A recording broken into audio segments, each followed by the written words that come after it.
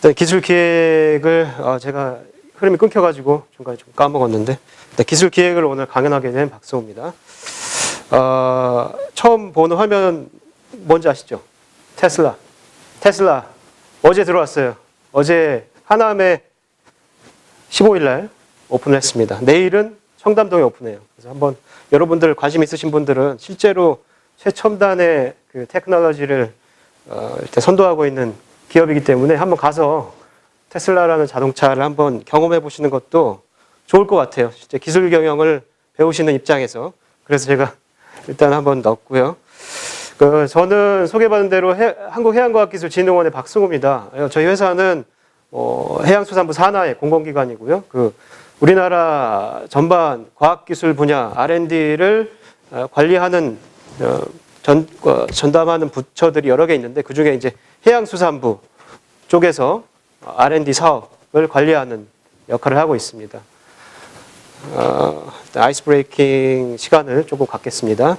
지금 여기 보이시는 배 혹시 아시는 분? 아마 모르실 것 같은데? 세빙선은 아시네요? 이 배의 이름을 아시나요? 뉴스에도 나오고 그랬는데. 아라오노예요. 아라오노. 아마 공중파 방송에도 나오고 했는데 이 아라오노는 북극. 진짜 이 아라오노 세빙선이 아이스 브레이커잖아요. 그래서 북극의 얼음들을 깨면서 그 연구를 하기 위해서 가는 배인데 북극에 저희 나라 그러니까 우리나라 실제로 북극 기지도 있고 그렇기 때문에 이 배가 있어야지 그 기지까지 도달할 수 있습니다. 저희 회사에서도 이 아라오노를 실제로 설계하고 건조하는 과정을 저희 회사가 관리 감독하고 진행을 했었거든요. 그래서 또 제가 사진을 한번 넣어봤습니다. 그 하이테크 기업의 창업주는 공대 출신이 많을까요? 제가 아는 우리나라 말고 전 세계적인 하이테크 기업 창업주들. 마이크로소프트의 빌 게이츠는 응용수학 전공했는데 중퇴했죠. 그것도. 페이스북의 마크 주커버그도 심리학 전공으로 중퇴했습니다. 공학이 아니네요. 테슬라의 앨런 머스크도 경제학 전공을 했고 스티브 잡스도 철학 전공을 했어요. 그런데 왜 이 최첨단 하이테크놀로지를 선도하는 기업의 창업주들은 물론 있을 거예요. 그 공학 전공자들이. 그럼에도 불구하고 이런 다양한 전공자들이 실제 이런 기업들을 만들고 선도해 나가고 있는 걸 보면 여기 계신 분들도 물론 아까 제가 소개받았을 때도 경영학이 아닌 다른 분야의 전공자분들도 많다고 했는데 실제 기술 경영이 동떨어져 있는 게 아니라 우리 생활에 밀접하게 우리나라에서도 가장 큰 기업 삼성전자나 현대자동차도 어떻게 보면은 기술을 기반으로 한 기업이거든요.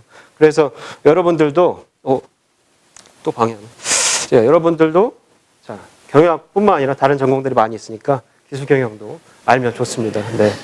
실제로 경영학과에서 회계, 재무, 마케팅, 전략 다 배우지만 여러분들이 회사에 가가지고 전부 다 재무제표 작성하는 건 아니잖아요. 그래서 기술 경영도 실제로 거시적인 차원에서 어떤 회사에 들어가든지 분명히 연관은 있을 거예요. 그래서 이 분야에 대해서 아주 세부적인 기술 개발은 어차피 그쪽 전공을 하신 로봇 전공 박사들께서 하시지만 어떤 산업화라든지 이런 부분들은 여러분들이 진출하는 회사에서 각각의 그 역할에 맞는 부분들이 있으니까 아는 것과 모르는 것의 차이는 실제로 회사 생활 하실 때도 크게 차이가 있을 거라고 생각됩니다.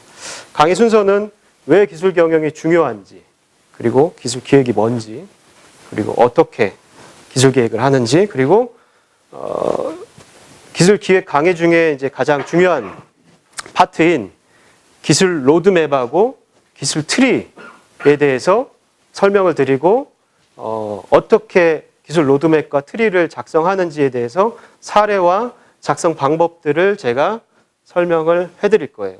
실제로 오늘 팀을 여러분들께서 만들게 되면 그 각 팀에서 선정한 아마 스타트업 기업들이 될 거죠. 아마. 네. 스타트업 기업들에 대해서 그 회사 자체적으로는 아마 기술 로드맵이나 트리가 있을 텐데 직접적으로 알 수 있는 방법은 없으니까 여러분들께서 기술 로드맵이나 트리를 한번 그려보시는 작업을 하게 될 겁니다. 그리고 마지막으로 어떻게 하면은 기술 기획을 인간 중심적으로 할 수 있는지에 대해서도 잠깐 짚고 넘어가겠습니다. 기술 기획은 기술을 기획하는 거죠. 네. 뭐 별게 없습니다. 그냥 기술을 기획하는 건데 잘 해야 되겠죠. 이 다리가 무슨 다리인지 모르시죠? 한강에 있는 다리인데 되게 많아요. 한강의 다리가. 모르시죠? 아시는 분? 네. 성수대교 맞습니다. 잘 해야 되는데 잘 못하면 이렇게 1994년에 성수대교가 무너졌죠. 네, 여러분들께서도 아시는 분은 아시겠지만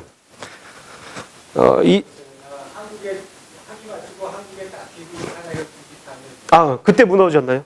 그때 무너졌고 대통령께서 연세대학교 출근하려고 네. 큰일 하셨네.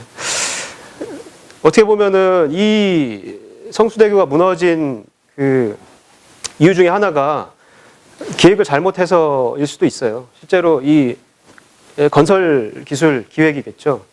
이 공법에는 다리를 만드는 공법은 여러 가지가 있는데 그 중에 이제 트러스 공법이라고 이렇게 지그재그로 만든 밑에 부분이 그런 식으로 만드는 공법인데 이 공법을 이게 너무 이제 잘못 해석해가지고 조금 싸게 만드느라 이렇게 다리가 무너지는 초유의 사태가 발생한 거죠. 그러니까 처음부터 기획을 잘했더라면 이렇게 다리가 무너져서 32명이나 사망을 하지 않았을 거고 실제로 최초의 건설 초기 비용은 116억밖에 안 됐었어요. 저기에서 이제 780억 원은 다시 만드는 비용. 그러니까 새로 다리를 깐 비용이에요. 근데 1,300억 원은 뭐냐면 깔긴 깔았는데 수요 예측을 잘 못한 거예요. 그래서 확장 공사하는 비용이 1,300억 원이나 들었어요. 만약 기획 단계에서 예측도 잘 했더라면은 이게 지금 거의 다시 만들고 확장하는데 2천억 원 가까이 들었잖아요. 어마어마하게 세이브 됐을 겁니다. 그 금액 자체도. 자, 그럼 기술 기획이 왜 중요한지는 앞에 부분 성수대교 사례에서도 잠깐 이제 맛보기로 보셨을 거고, 아이리버 지금은 그렇게 유명하지 않은데 아이리버라는 지금 회사도 있어요. 지금 남아있긴 한데 2000년도 초반이죠. 2000년도 초반에 이 아이리버라는 회사는 MP3를 만드는 회사였어요. MP3를 만드는 회사인데 이 제품 보신 적 없으시죠? 네, 좀 나이가 있으신 연차가 되신 분들은 아실 텐데 이게 IFP 100이라는 모델인데 2000년도 초반에 아이리버가 만든 MP3 플레이어예요. 이게 삼각형 모양이거든요. 위에서 보면. 그때 당시에는 삼각형 모양이 아주 획기적인 디자인이었고 2004년에 전 세계, 우리나라가 아닙니다. 전 세계 시장 점유율이 25%.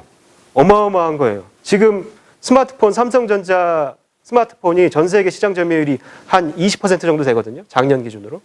그리고 아이폰은 한 10% 조금 넘나? 그 정도밖에 안 돼요. 그러니까 진짜 뭐 전 세계에서 25%의 점유율이란 거는 바로 옆에 있는 애가 갖고 있는 거죠, 그냥. 네. 이 아이리버라는 제품, 이 만든 회사도 이제 아이리버라는 회사인데 이게 왜 기술 기획의 이제 혁신적인 사례냐라고 말씀드리면 이 회사는 내부에 디자인 부서가 없습니다. 디자인 부서가 없고 디자인을 외부로 그냥 용역을 했어요.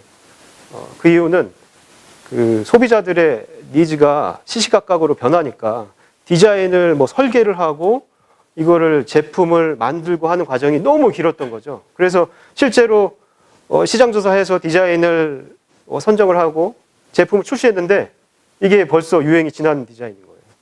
그래서 이 아이리버의 그 사장, 양덕준 사장은 그 당시 지금도 뭐 한국의 스티브 잡스라고 불릴 만한 사장인데 이 사장은 과감하게 그 디자인 부서를 없애고 그 자기네 이제 회사는 마케팅이나 기획 쪽에 이제 초점을 맞춘 다음에 디자인을 외부로 미국에 있는 회사에 디자인을 맡겨서 디자인부터 실제 제품이 나오는 기간까지 3개월밖에 걸리지 않게끔 제품 출시합니다.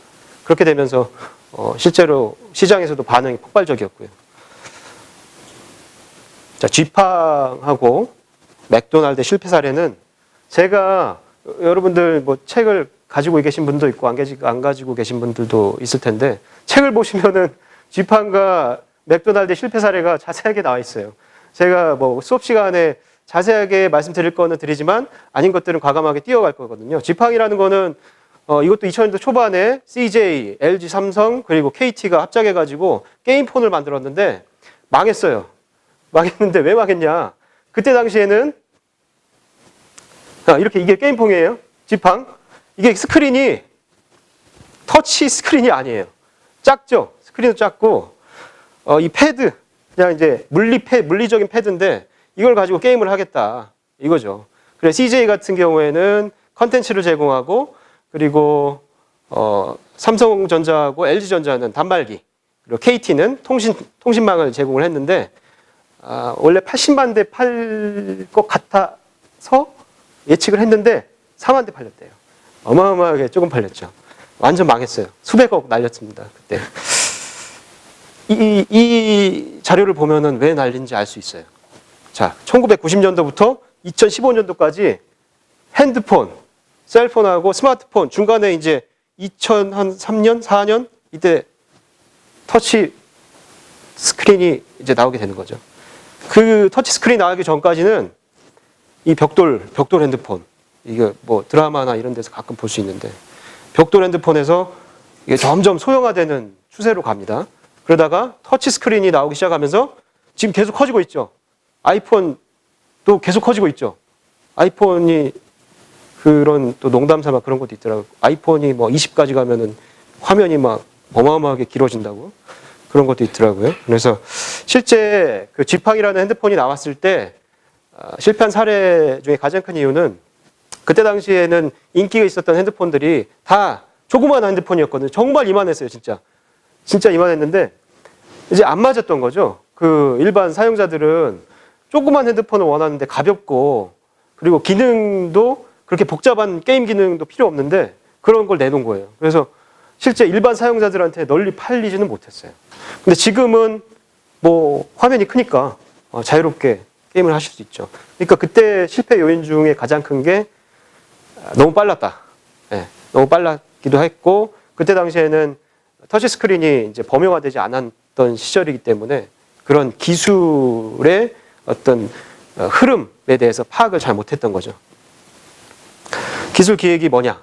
기획이라는 단어는 우리 주변에서 아주 많이 찾아볼 수 있습니다. 뭐 기획재정부, 기획조정실, 회사에 가시면은 경영기획실 뭐 여러 가지 그리고 우리가 배우는 과목 뒤에다가 기획을 붙이면 다 그럴싸해요. 그러니까 뭐 그냥 다 쓸 수 있거든요. 기획이라는 거는 그냥 플래닝.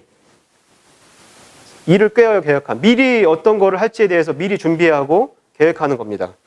실제로 기획하고 계획하고 많이 헷갈리시는데